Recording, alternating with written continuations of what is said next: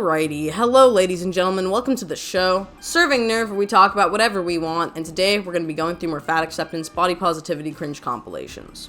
So yeah, let's just get into this. Alrighty my people, I just want to interject that I do have a Patreon, and I do want to point out that if you want to support the channel, there is exclusive content on there, and I upload once a week. So yeah, if you want to check it out and support the channel, cool. If not, then let's get on with the video. Just a reminder, you can be fat and hot at the same time. We love that for you. Yep, let's just be fat and hot at the same time. Love that. I mean, she's really pretty. I just think that it's not healthy to be fat. You can be considered hot if you're fat. Like, I don't really disagree with that. I think beauty's subjective. When there's a hole, there's a pole. And at the end of the day, you do you. But you can't be healthy and fat at the same time, and a lot of people do associate being healthy with being pretty hot as well. So if that is a contradictive state of being, then a lot of people are not going to find you very appealing in society. Just saying. Now again, I have to mention this. Pardon the skips in this compilation. I have noticed there are a few, so if you hear them, I do apologize. It is not on my end, it is on the compilation's end, so yeah. It's time for another installment of things that are acceptable for thins to do, but not fat people. Alright, another installment of things that are acceptable for thin people to do. I don't know why they're saying thins. Like, that's so weird how they abbreviate everything in this community. They always abbreviate small fat, big fat, thins. Like, it's just stupid. But anyways, things that are acceptable for thin people to do versus fat people. These are all things that you mentioned in the comment section. Riding the elevator.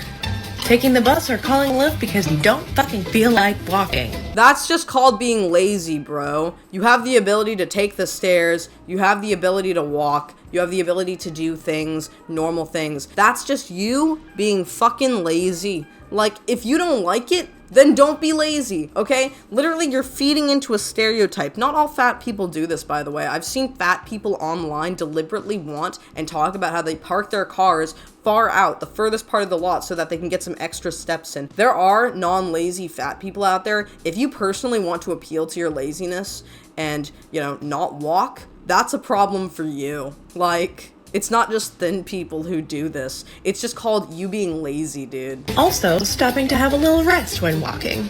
On these notes, having a disability that requires a mobility aid to get around. I do agree, thin people usually don't need to stop to rest when they're walking around. Walking's a pretty low intensity kind of movement, and a lot of people who are thin just don't need to stop to walk around. Using a mobility scooter also in a lot of cases is not necessary. A lot of people who are just morbidly obese and lazy just want to use the mobility scooter. Saying that, there are people with disabilities who need them, and also there are people who are so morbidly obese that they literally cannot walk for more than like 10 steps. In that case, yeah, mobility scooter's probably going to be needed, but the problem is you did get yourself to that point, you put yourself in this position, and just as much as you've gotten into that position, you can work out of it. If you are on there due to your morbid obesity being the thing that disables you, you have the ability to work out of it. You need to know that you have the power to change and do that, because there are people who just can't. There are people with disabilities that will be with them for the rest of their lives. People who break bones, have missing limbs, have spinal issues, issues with paralysis. These are people that probably will never be able to walk normally, and you are given the opportunity, in spite of the morbid obesity, to work out of that position and be able to walk. It's one of the most blessed things you can possibly have the opportunity to do, in my opinion. Being mobile is one of the best things, in my opinion, and some people just cannot do that. Some people literally cannot do that. They're physically impaired, and they cannot. They're disabled. They literally cannot do it, and if they were given the opportunity to, they would. So I think it's silly how these people are morbidly obese on scooters, complaining about how they're morbidly obese and it's embarrassing and they're on a scooter, or it's hard because thin people don't understand, when in reality there are people who are completely normal weights that still can't walk around normally. Like, it's sad and disappointing, and you have the ability to work out of that. Again, like, you shouldn't act like a victim in that regard. You should work out of that position that you're in so you can just live a better life for yourself. Screw what people think of you. You just want to live a healthy life. At the end of the day, that's all that really matters. Saying I'm hungry. Just keep that shit to yourself. I can see where that would become an issue. I can see why people would probably be like, oh, yeah, you're always hungry because you're fat. Like, they probably imply that stereotype. Like, I can see where that would come in, and somebody who's thin or like a normal weight would say it, and it wouldn't affect them the same way. Being the first of your friends to order food in a restaurant or something. To be fair, if you're all at a restaurant, you're the first one who orders, like, who gives a crap? Like, you're all literally there. Like, how petty are your friends? How petty are you to think that it matters? Personally, I'm like, listen, if I know what I want, I'm ordering. I'm just gonna say it, I'm ordering. I'll order for everybody, I don't care. Like, what are we talking about here? Having standards when dating. I just have to say this. Having standards when dating, okay, I'm gonna call this out. In my opinion, in the world of dating, a lot of people are crap. A lot of people, really low standards, will open their legs for anybody, will try and stick it in anything, will try and do whatever they can, you know, just so that they can score, really don't care about you, and they do have really low standards, and they also have very low standards for themselves, and they don't try, and they're scum, and you should drop them. Obviously, it's good to have high standards in that regard, but I think that a lot of people don't give the same standards that they have for other people to themselves. I personally think that if you're going to have high standards, you need to have high standards for yourself. If you have standards to get a guy who's like really sexy with rockin' abs and, you know, he's super smart and all that stuff, you got to be able to be sexy with a really great figure and also be like smart and whatever and do all those things. Like, you have to be able to match them for what they can do for you and what they can provide for you, or balance out what they can provide for you. So you have to make sure you can provide an equal, if not close to equal amount of, like, you know, isms, I guess, to the equation there. Otherwise, it's completely unbalanced and they might be dissatisfied with the relationship. Like, the reality is, if you're gonna be a woman who's fat, maybe doesn't make a ton of money, maybe doesn't have a lot going for them, maybe isn't super extroverted, maybe is, you know, just like more average or normal, maybe you won't be able to score your high standard dude, because guess what? That dude's got higher standards for somebody he can get because he knows that he's a catch. Like, that's the reality of things. I feel like women nowadays just don't get that they have to give what they want to get. And for some reason, I feel like that is a woman thing. Like, I don't know why, but every time I hear women particularly, and no shade, because I know men also think this too, every time I hear, though, women talking about this, they complain about how they've got high standards and they can't get a guy who wants to give it all to them, but they're not willing to give anything. They're not willing to actually put in the work to a relationship. They just expect, well, I'm a girl, and a guy will like me, and I want the right guy, so I'm gonna pick from the litter. When in reality, you're gonna be picking from a dumpster. You're gonna be picking the litter from a dumpster if you don't actually set standards for yourself as well. So I have an issue with that. I think a lot of people who want to get these guys, who want the perfect guy, they don't try and they don't do anything that they need to do to get the perfect guy.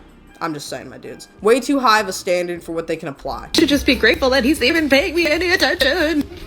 That's also bad, by the way. You do not want to be grateful that anybody's paying attention to you because somebody's going to take advantage of that right quick. Buying vintage clothes. Going on amusement park rides. No fun preet.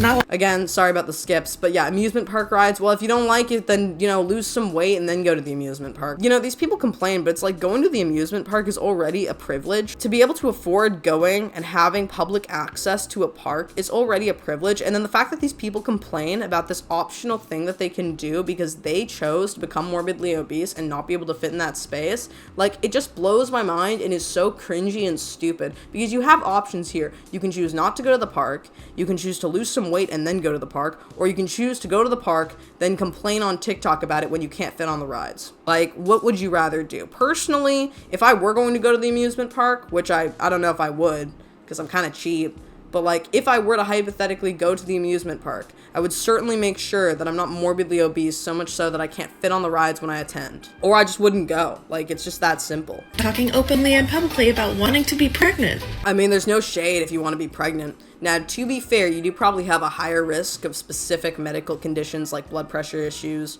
blood sugar issues.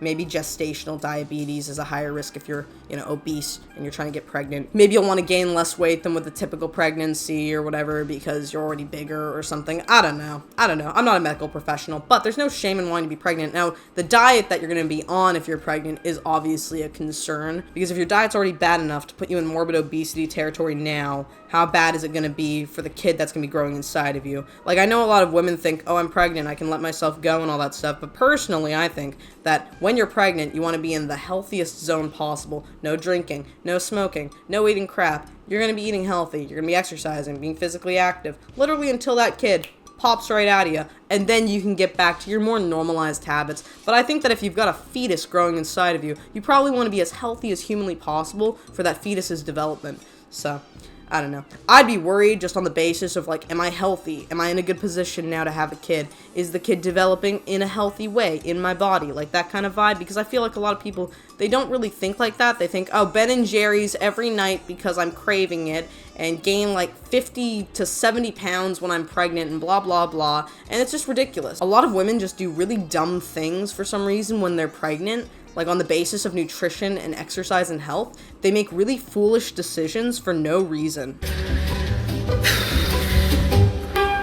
Frankly, I feel like I could make 10 of these videos. Hi, I'm Dee. Welcome to Body Positive TikTok, where we empower women to love and accept their bodies at any shape and size. Bro, like, I'm not gonna lie, I think it's just cringe. Cringe positivity TikTok. I'm sorry. I think it's good to be positive in life and all that stuff. I don't really believe in the idea of body positivity and, you know, loving yourself at any shape and size. I believe in body neutrality and taking care of yourself.